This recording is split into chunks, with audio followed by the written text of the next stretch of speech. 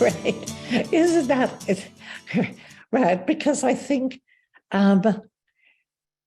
keep coming back works for 12-step work because it's lifelong work. Look at my father. After 50 years of sobriety, he was still going to meetings every week and still sponsoring, because he would say, I remember when he was in his 80s, he said, well, I'm still at risk. So I have to go to meetings. And that attitude of mind helped him to stay sober for his 53 years.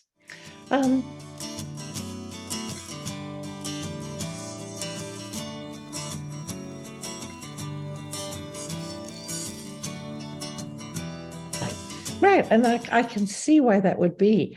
And, I think the beautiful thing about 12-step work is that you have that freedom to go to different programs, different meetings, and to really do what you're doing, which is to say, if I'm that, we call it dysregulated, if I'm that dysregulated by the ACA meetings, but I feel stabilized by the AA meetings, then I, by all means, leave the ACA meetings behind or keep them minimal for the moment, because you're still doing the same work.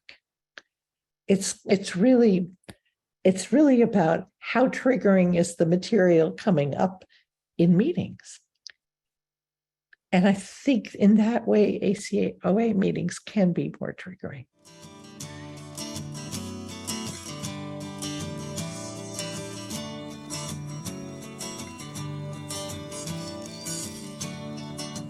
Problem with people who have multiple addictions and are in multiple programs, obviously it's all a part of seeing what's triggering and making the right decision for you. It's like doing the next right thing in terms of which meetings are helping me, which addiction is making my life the most unmanageable, right? Because often it's helpful to address them in order of priority. I've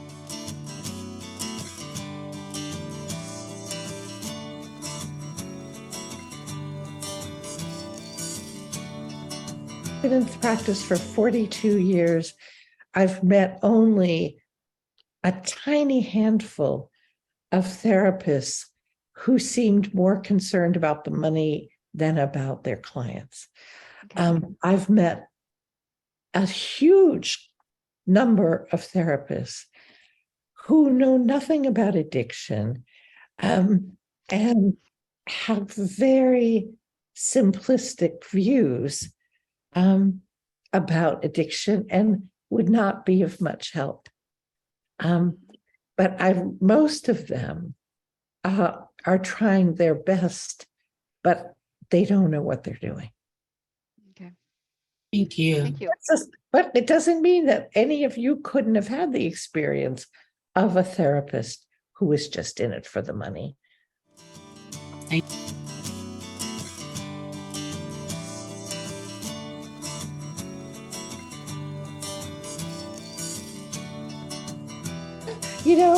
I think it depends on how safe you feel in that meeting.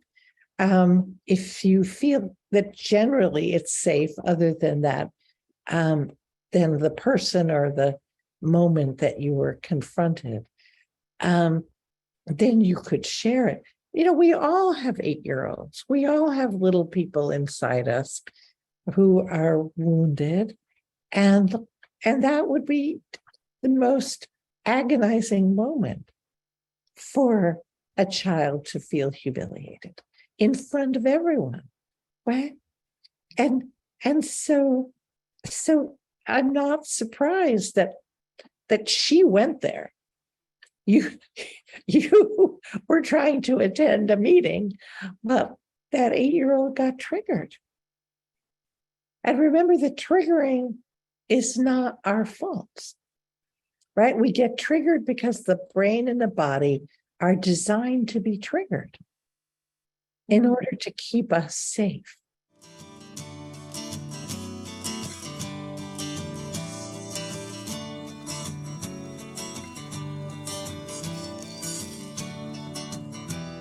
The negative thoughts are survival related, right?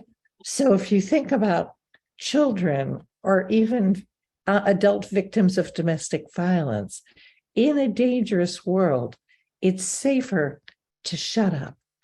It's safer to be seen and not heard. It's safer to think it's your fault. It's dangerous to have positive feelings. I probably have talked to thousands of trauma survivors who say, when I was happy, when I felt proud of myself, it got worse. Right? Right? My father would say, I'll wipe that smile off your face. And so what that does is it leaves the body with a phobia of positive feelings and thoughts.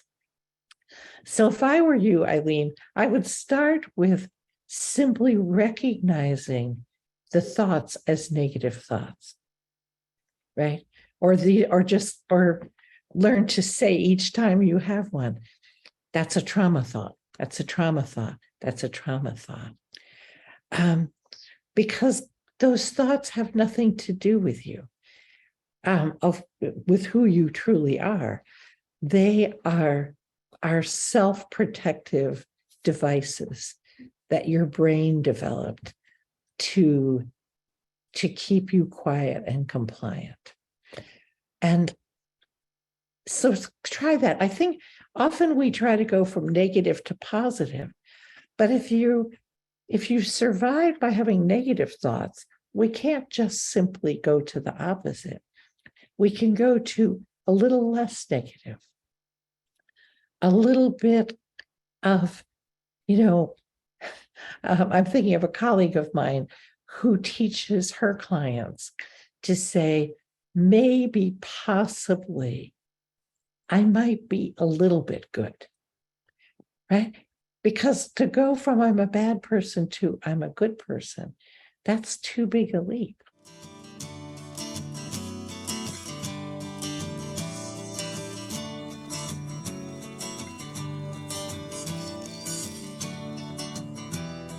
Oh, that's a really interesting and challenging question that I think all of us should give some thought to. And because I think that in most meetings, there's an understanding that people in that program are there because they've been wounded, and whether we don't, we've gone from thinking that all addictions come from wounding to understanding that addictions are an illness that people who've been wounded are much more vulnerable to. So I think if that can be acknowledged, which it certainly is in ACOA and ACA, and I think that's probably why ACA meetings can be very triggering, because there's much more acknowledgement of the wounding. But that's different from acknowledging trauma rather than going into the details, right? What we all tend to do is to encourage traumatized individuals to talk about what happened. But in fact, if we talk about what happened, we activate those feeling memories, and it can be overwhelming.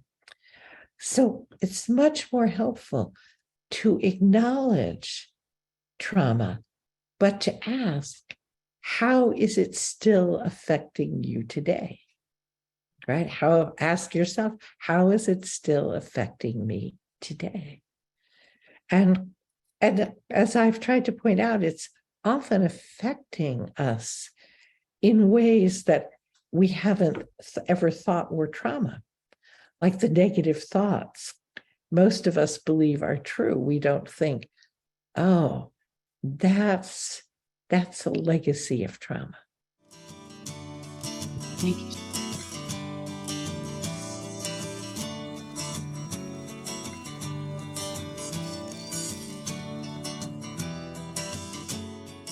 It sounds like you're describing a very effective approach, but it can take a very, very long time to convince the body, right? Because an expert said the brain and the body are designed for survival, not designed for recovery. So yes, there are medications, non-addictive, I underlined 10 times medications that can help to give more of a window of tolerance. And sometimes it just takes repetition. And it's a very slow, the more trauma anyone has experienced, the longer it seems to take.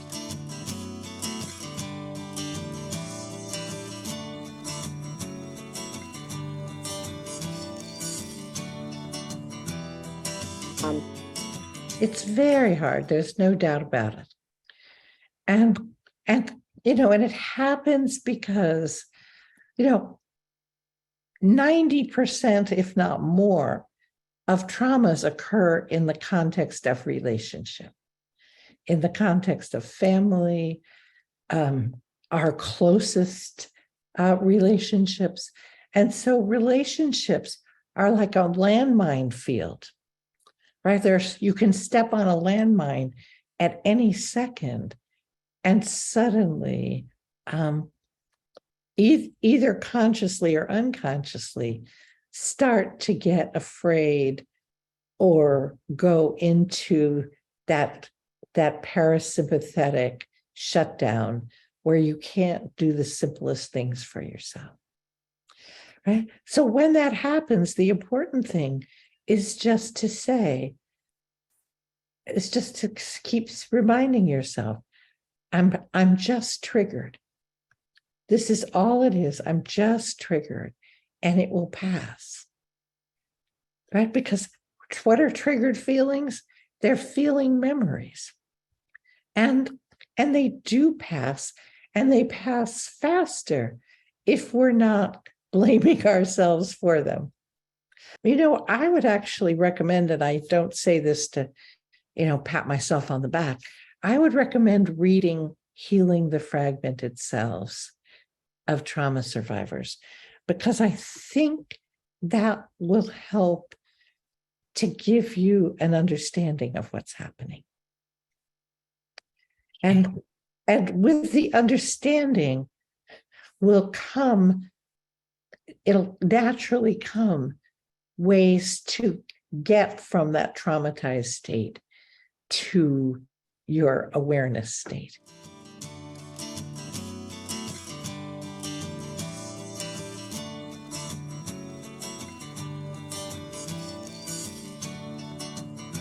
Remember, my father was in recovery from the time I was 18.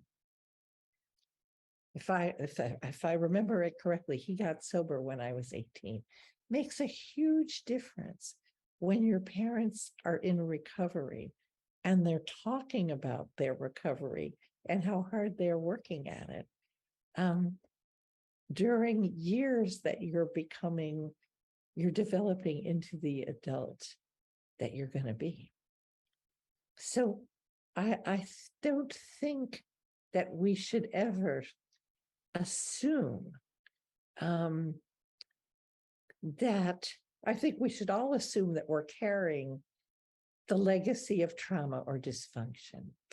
But it doesn't mean we're going to do as much damage to the next generation as was done to us. I mean, that's my view.